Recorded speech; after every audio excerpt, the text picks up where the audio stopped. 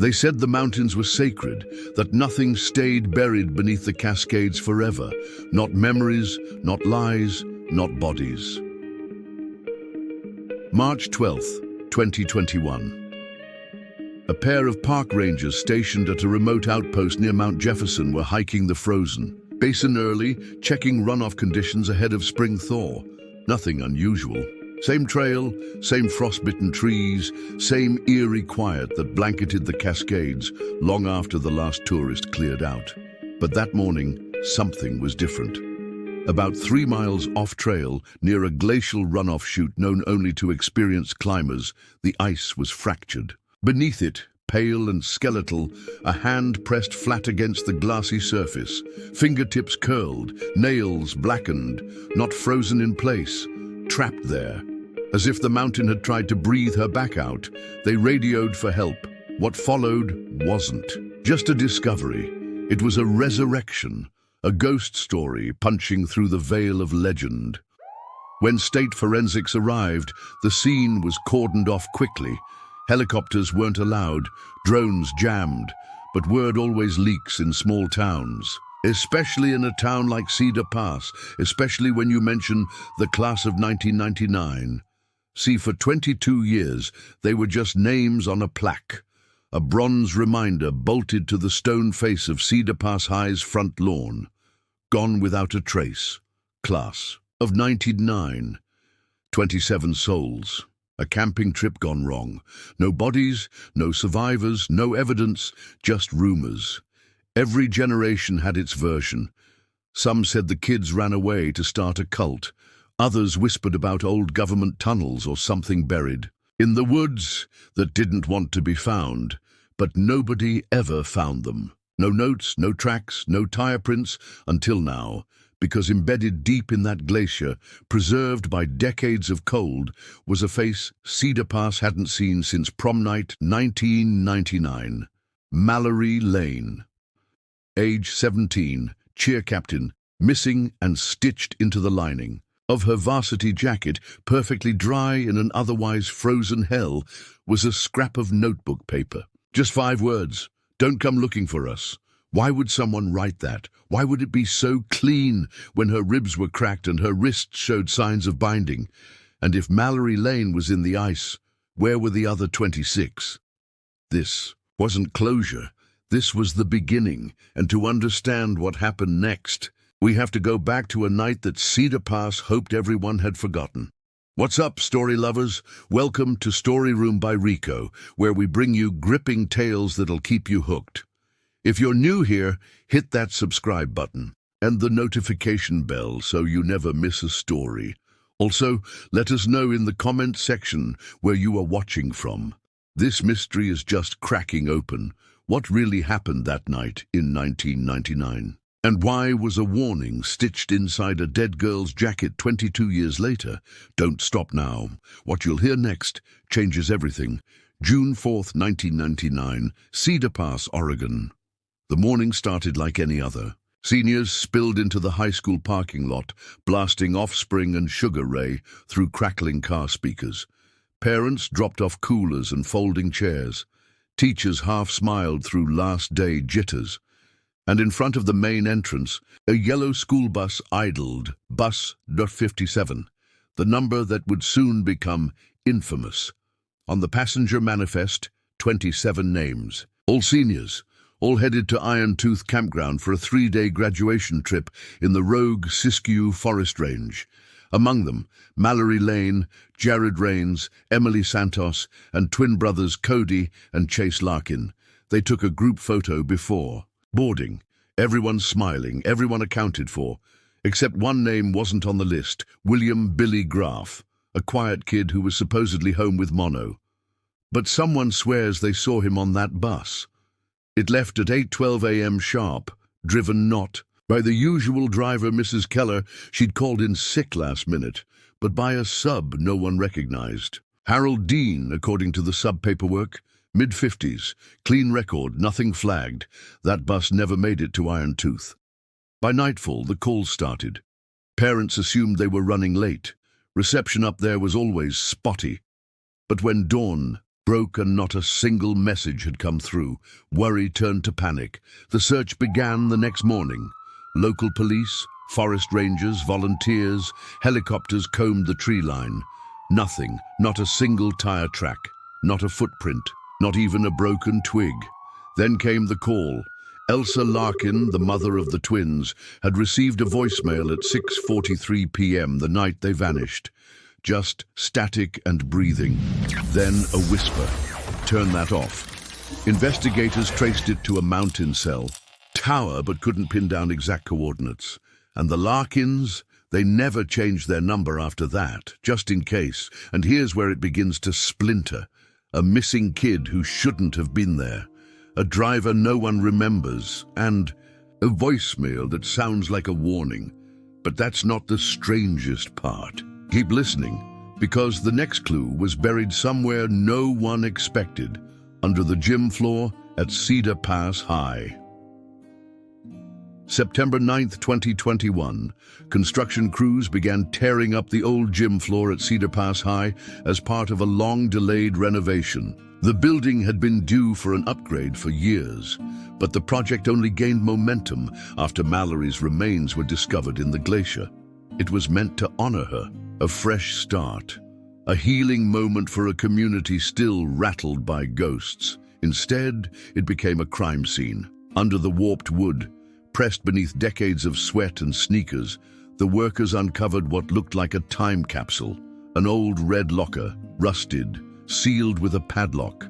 Inside, 27 cassette tapes, each one labeled with a name. Mallory, Jared, Cody, Emily, even Billy Graff.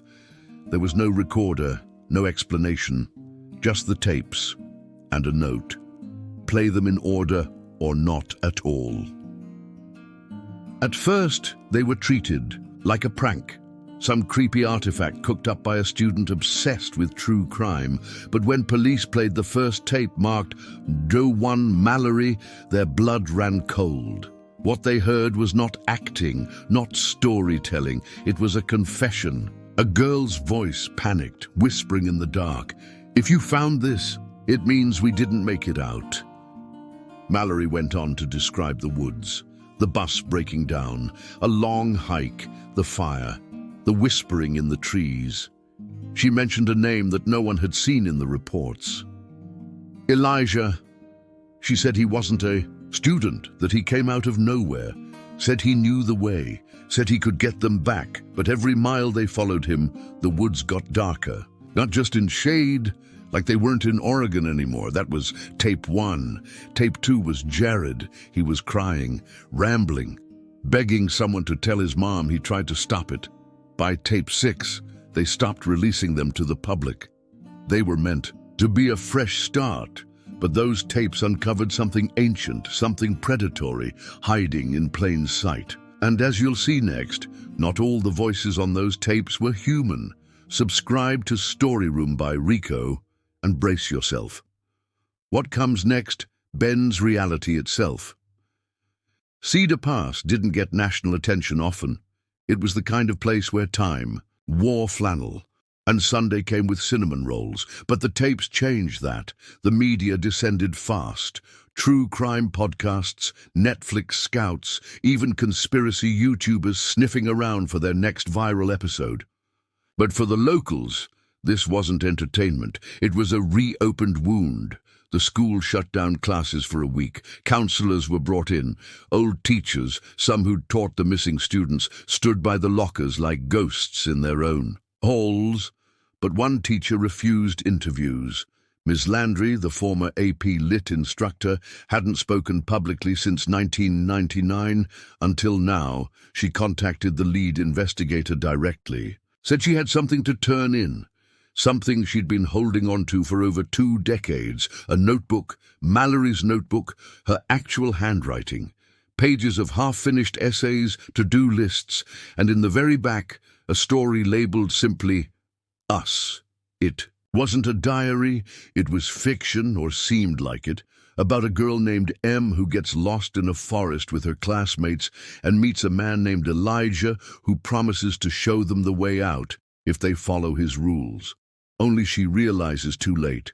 He's not guiding them back to safety. He's separating them, preparing them. The last lines read, he said it wasn't about the forest, it was about the ones who watched, the ones who collect, and if you hear them whispering your name, it's already too late. Investigators cross-check the dates. The story was written in May 1999, weeks before the trip. Was it a coincidence? Or did Mallory know something was coming? Parents were furious. Why wasn't this turned over sooner? Why hadn't the school made it public? Ms. Landry said she thought it was just a creepy assignment, that after the disappearances, it felt wrong to bring it up.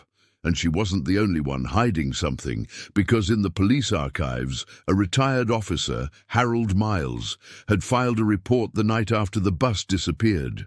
Said he spotted a fire in the northern ridge. Not a campfire. A column, controlled, sustained. It was dismissed, but Harold stood by it. It was them, he told a reporter. You don't forget fire like that. It was like the trees were watching it. That area was never searched.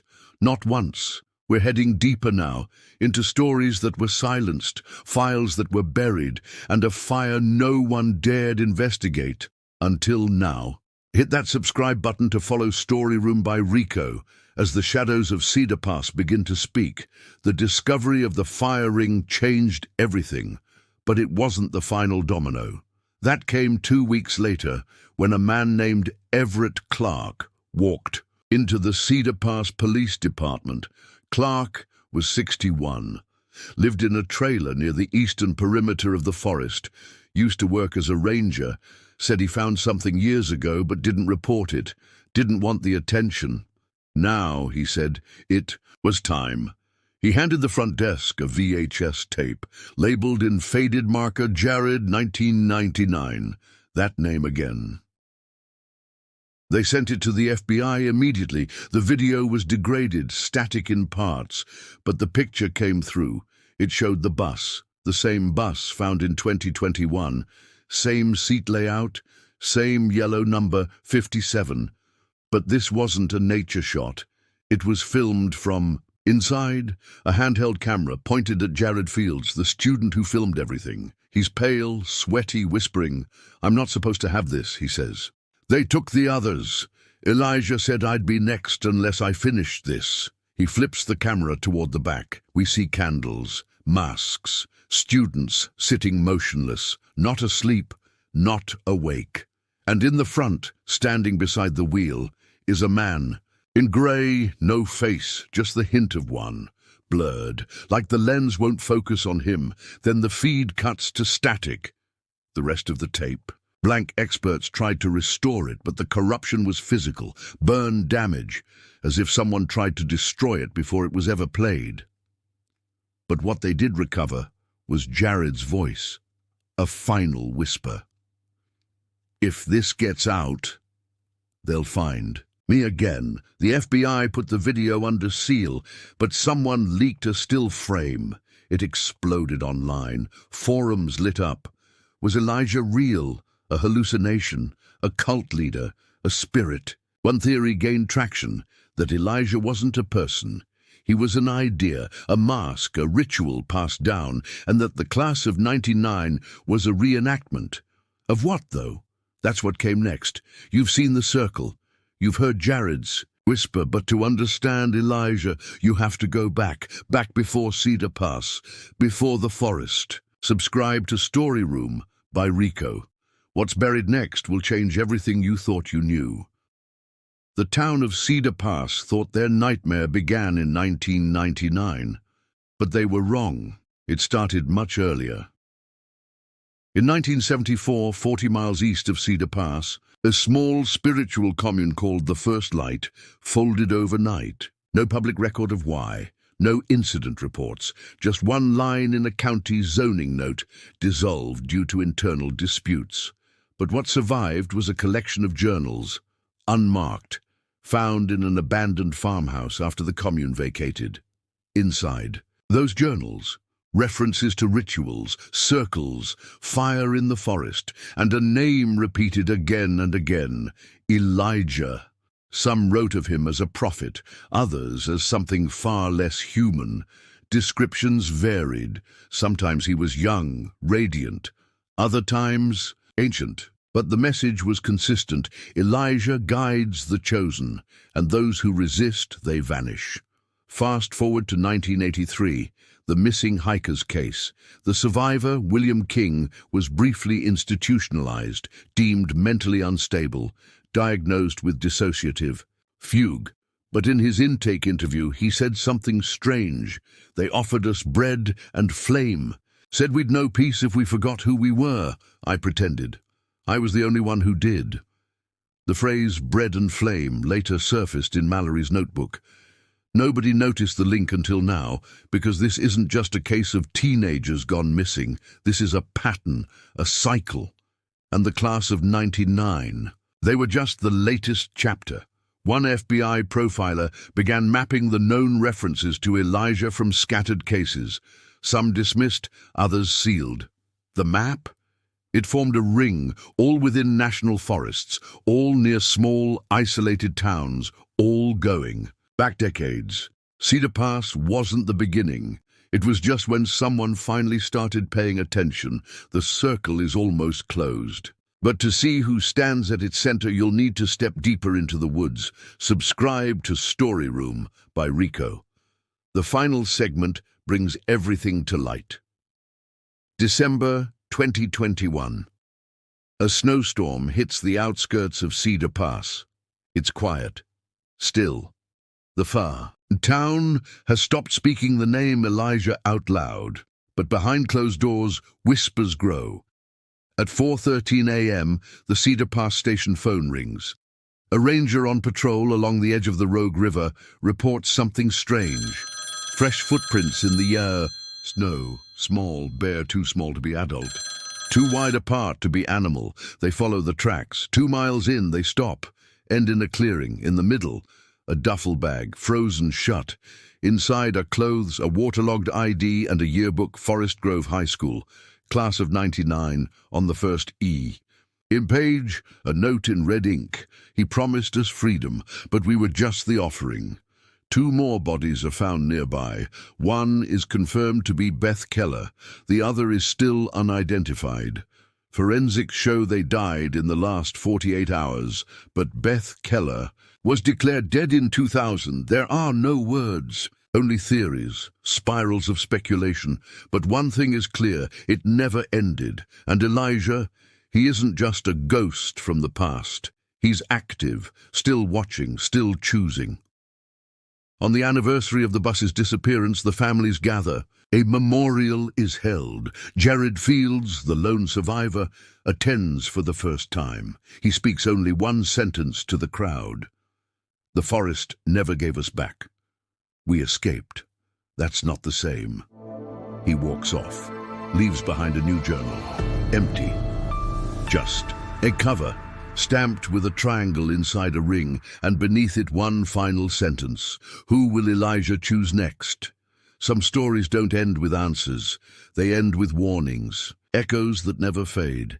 And in Cedar Pass, the trees remember everything. Thank you for watching this documentary from Storyroom by Rico. If this story gripped you, shocked you, or made you question the world around you, consider subscribing. Because here, the truth is never what it seems. And the next story, it's already unfolding. In the meantime, check out our playlist for more tales.